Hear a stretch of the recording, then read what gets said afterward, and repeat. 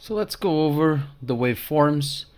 Let's use an oscilloscope. I have a portable oscilloscope here. I changed the wiring slightly so I don't pinch with the oscilloscope probe my wires. I moved them to the prototype board, and I have both grounds of the probes connected to the ground of the sensor plus the ground of the Arduino. And so the waves that I'm expecting to see when I use the oscilloscope is hopefully these 10 microseconds pulse. I'm not able to see these ones. This is ultrasonic, it's coming out of the sensor.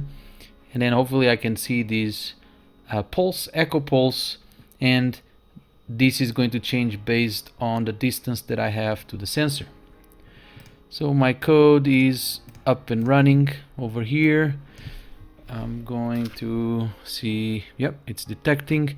I'm going to bring the oscilloscope, and as you can see, as I move closer, the yellow one, which is your echo output, gets shorter. If I move away, you see it moving away. Now the cool part is that you see that blue spike over here. That's the 10 microseconds pulse. So I can get a little bit more resolution if I zoom in on my x-axis. So let's say I put 100 microseconds per division, and I start seeing that pulse over there. So let's go a little bit more. Here we go. That's exactly 10. I have 20 microseconds per division. I'm half. That's your trigger pulse. I'm zooming out again so I go back to seeing the wave changing, and all this is being generated by that new ping library. Now let's create our own code to generate those waves. So I'm not going to rely on this library now that I have the system set it up so I can monitor the waves. I can start generating my own code to see if it works. Alright, so what I'm going to do is I'm going to comment this section of the code. When I do this slash star slash, it comments a big portion of your code. And I normally, just for good practice, should indent your code. I press tab and it shifts the line of code, like where I'm going to start a little bit forward. I'm going to put my name, just saying that I'm altering the code. Slash is just a line of code. And then here I'm going to start by doing the trigger pin. So what I'm doing is I want to generate this 10 microseconds TTL. So the first thing that I need to do is I need to have access to those pins 12, 11, and 200. And so I go to my setup, and I'm going to call a function called pin mode. And I already have, I can reuse this name over here, so I can call trigger pin, and I'm going to say that it's going to be an output pin.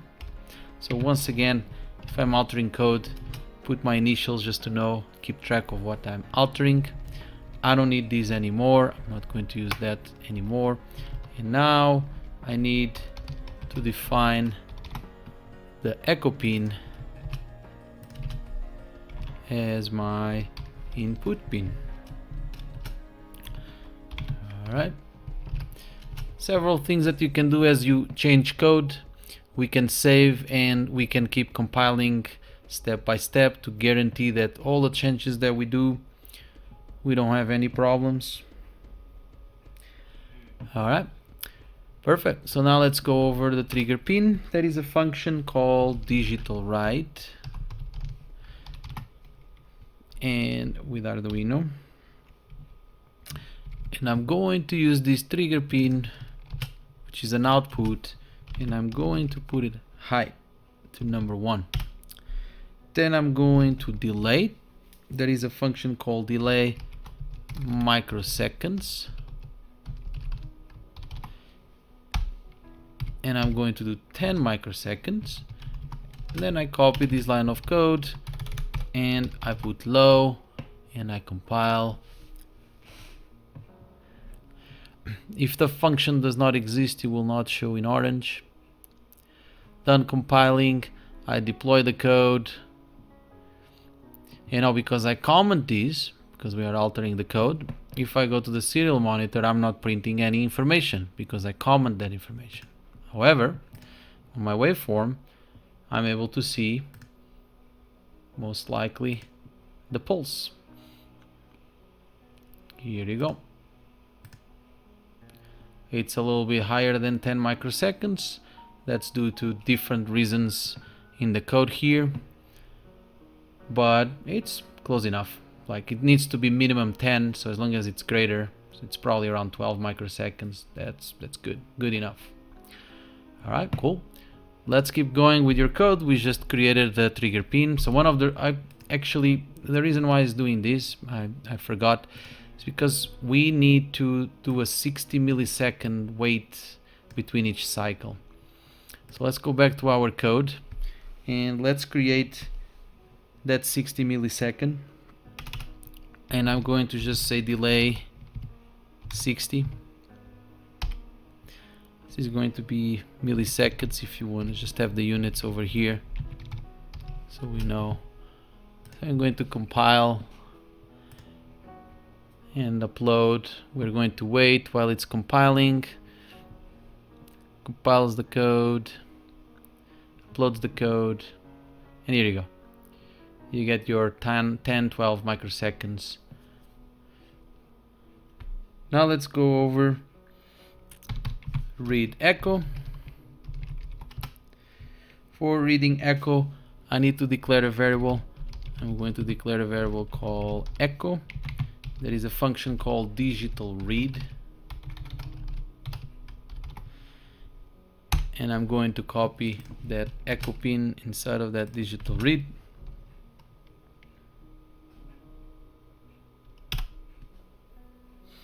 And now I'm going to wait for that burst. This is done while it's sending burst. And while it's sending burst, I'm going to waiting for echo. So I do while echo is equal to 0. I stay here. If this is not true, I'm going to read the echo back again. So I'll go over this code in a minute with visuals. So what's happening here is, if I go back here, I'm reading the pin, which is the echo pulse should be 0. And during this process, while it's sending the sonic burst, I'm waiting here while it's 0. The minute that it's no longer 0, goes to 1, I read the pin again. So this is what is happening here. And now that I read the pin, now I repeat this operation, but I do the opposite. Echo equal to 1. So while it's 1, I stay there. And the minute that it breaks that, digital read, I read the pin again.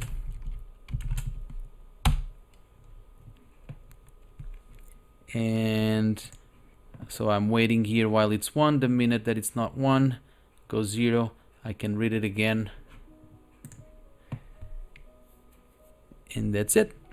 So now, if I compile these and I deploy, just going to see if everything compiles, if everything is fine.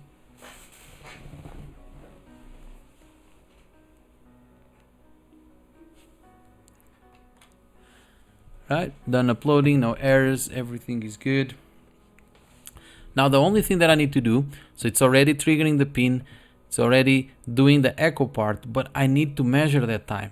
Remember, I need to measure the time that I'm here, so then I can divide by 58 to get my centimeters. So let's do that. Let's go back to the code. How do I do these now? Well, for that I need to register time. So I'm going to create here on the top before the setup, again, a variable that does not have any sign. long, so it can handle a lot of numbers. And I'm going to declare 2 times here, T1 and T2. All right, time 1 and time 2. Now I go back to my code over here, and I want to start and record the time 1 the minute that this happens over here. When I do this transition from 0 to 1, I start the timer T1, and the minute that I do the 1 to 0, I start timer T2. All right, so time 0, waiting, boom, 1. So here I want to register that information, so I'm going to call T1 equals to, there is a function called micros that gets you the time in microseconds. Sorry. And I'm going to say that I'm registering time 1. All right, then I go echo 1. I stay a couple of times here, so I'm measuring the echo. If you wanna measuring the echo, and now after this is done, I'm going to register time T2. I'm going to compile to see if everything is fine. Variables are declared, get access to that timing. And now all I need to do is calculate the distance by applying the formulas. By applying the formula from the datasheet. So need to calculate the difference between those two. So unsigned int, I'm going to call microseconds is equal to time T2 minus T1. Then I'm going to do a serial print. So I'm going to copy this, repeat this part of the code. Serial print ping. Actually, let's just adjust these accordingly.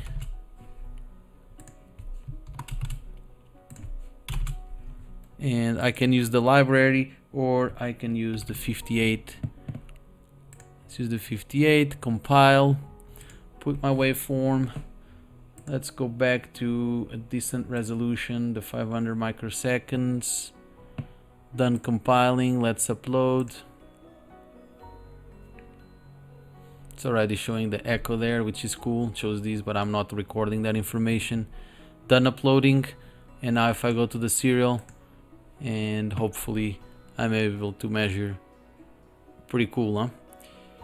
It's a little bit faster because I'm doing 60 milliseconds. I can make it the same as the library, half a second, but it's working pretty good. Can do it with the cardboard. So get those false positives. Can happen on the side. See the jitter over there? Yeah, that's it. Our code that it's inside of that library, done by us and validated using the oscilloscope. All right, let's go over the flow chart for our new code. Some stuff changes here a little bit now. We have our start. Our setup function now has 2 more lines of code, so I can say pin, trigger pin is 12, so I can say pin 12 output, and pin 11 comes an input. Can be again 2 statements or just one. It does 2 things at the same time. This is part of your setup. So now let's go over the loop. And our loop is a little bit more complex than the original code, but let's do it. We have the trigger pin, so we do pin 12 goes high. Then I wait 10 microseconds, and then pin 12 goes low. So again, I can have these individually or just a big process here. This is inside of my loop.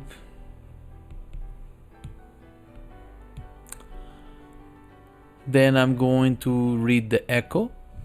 So I'm assigning, so that's good. Read echo.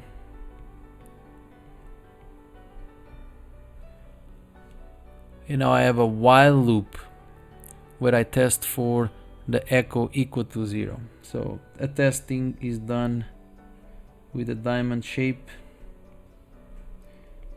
I'm checking if echo is equal to 0. If it's not, if it is equal to 0, loops back.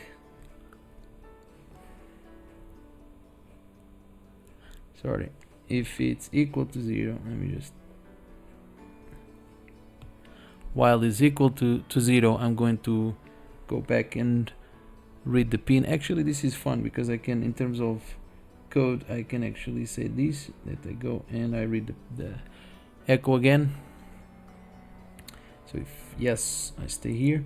If it's a no, we go and we do, so register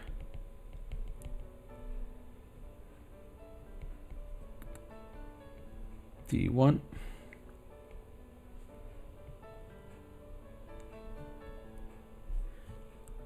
And now I do the same thing, another while statement. And I test the echo while it's 1.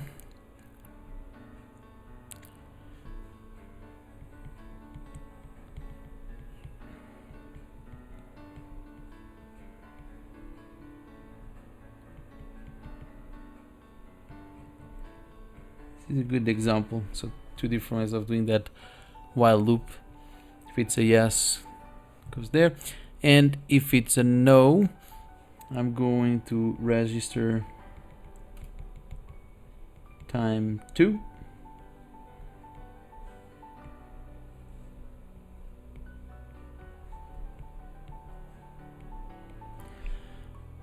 And I'm going to calculate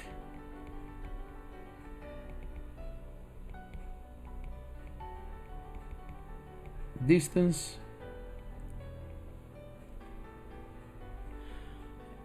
and wait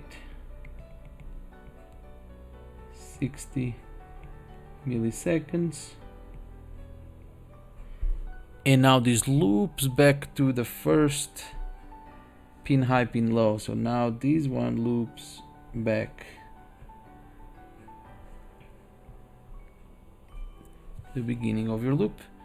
And here you go. I think I didn't forget anything. And this is one possible solution for your flowchart.